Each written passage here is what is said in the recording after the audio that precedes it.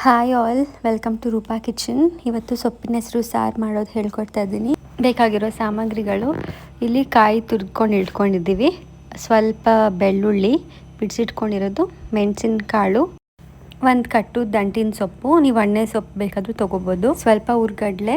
ನಾವು 4-5 ಜನಕ್ಕೆ ಒನ್ ಟೈಮಿಗೆ ಆಗೋಷ್ಟು ಮಾಡ್ಕೊತಾ ಇದ್ದೀವಿ. ರುಚಿಗೆ ಉಪ್ಪು, 1 ಕಪ್ಪು ಮೊಸರು, ಸ್ವಲ್ಪ ಕೊತ್ತಂಬರಿ, ಅದ್ರ ಜೊತೆ 4-5 ಮೆಣಸಿನ್ಕಾಯಿ. ಈ ಸಾರು ತುಂಬ ಬೇಗ ಆಗುತ್ತೆ, ತುಂಬ ರುಚಿಯಾಗಿರುತ್ತೆ, ಸಮ್ಮರ್ಗೆ ತುಂಬ ಒಳ್ಳೆಯದು. ಮೊದಲು ಸೊಪ್ಪನ್ನ ಚೆನ್ನಾಗಿ ತೊಳ್ಕೊಂಡು ಹೆಚ್ಕೊಂಡು ಇಟ್ಕೊಳ್ಳಿ. ಇವಾಗ ಸ್ಟವ್ ಆನ್ ಮಾಡಿ ಕುಕ್ಕರ್ ಇಟ್ಟು ನೀರು ಹಾಕಿ ಅದಕ್ಕೆ ಹೆಚ್ಕೊಂಡಿರೋ ಸೊಪ್ಪು ಹಾಕ್ಕೊಳ್ಳೋಣ.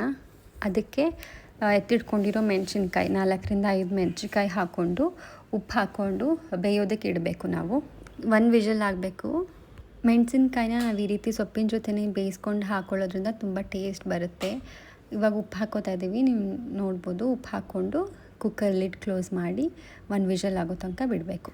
1 ವಿಷಲ್ ಆಗಿ ಸೊಪ್ಪು ಬೆಂದಮೇಲೆ ನಾವು ಖಾರ ರುಬ್ಬಕ್ಕೆ ರೆಡಿ ಮಾಡ್ಕೋಬೇಕು. ಮಿಕ್ಸಿ ಜಾರ್ಗೆ ತುರಿದಿಟ್ಕೊಂಡಿರೋ ಕಾಯಿ, ಬೆಳ್ಳುಳ್ಳಿ, ಮೆಣಸಿನಕಾಳು, ಹುರ್ಗಡ್ಲೆ, ಕೊತ್ತಂಬರಿ ಸೊಪ್ಪು, ಆಮೇಲೆ ಕುಕ್ಕರಲ್ಲಿ ಬೇಯಕ್ಕಿಟ್ಟಿದ್ದ ಸೊಪ್ಪು ಮತ್ತು ಮೆಣಸಿನ್ಕಾಯಿನ ಮಿಕ್ಸಿ ಜಾರ್ಗೆ ಹಾಕೋಬೇಕು, ಇದ್ರ ಜೊತೆನೇ ರುಬ್ಕೊಳ್ಳೋದಕ್ಕೆ.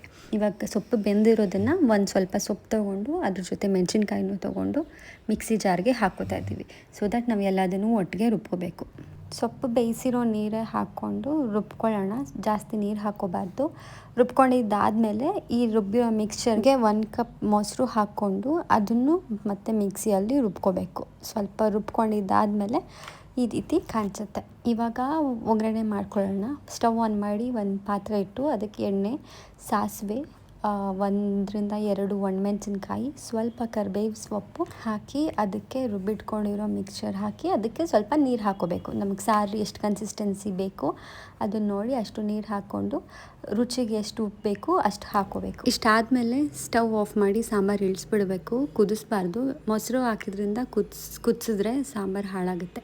ಇಷ್ಟೇ ಮಿಕ್ಸ್ ಮಾಡಿಬಿಟ್ಟು ಇಳಿಸ್ಬಿಡ್ಬೇಕು. ಈ ಸಾರು ಮುದ್ದೆ ಜೊತೆನೂ ತುಂಬ ಚೆನ್ನಾಗಿರುತ್ತೆ, ಅನ್ನಕ್ಕೂ ತುಂಬ ಟೇಸ್ಟಿಯಾಗಿರುತ್ತೆ. ಮನೇಲಿ ಮಾಡಿಕೊಡಿ, ನೀವು ಟ್ರೈ ಮಾಡಿ. ಈ ರೆಸಿಪಿ ಇಷ್ಟ ಆಗಿದ್ದಲ್ಲಿ ಪ್ಲೀಸ್ ನನ್ನ ಚಾನಲ್ಗೆ ಸಬ್ಸ್ಕ್ರೈಬ್ ಮಾಡಿ. ಬೇರೆ ಇನ್ಯಾವುದಾದ್ರೂ ರೆಸಿಪಿ ಬೇಕಿದ್ದರೆ ದಯವಿಟ್ಟು ಕಾಮೆಂಟ್ ಮಾಡಿ. Thank you for watching Roopa kitchen.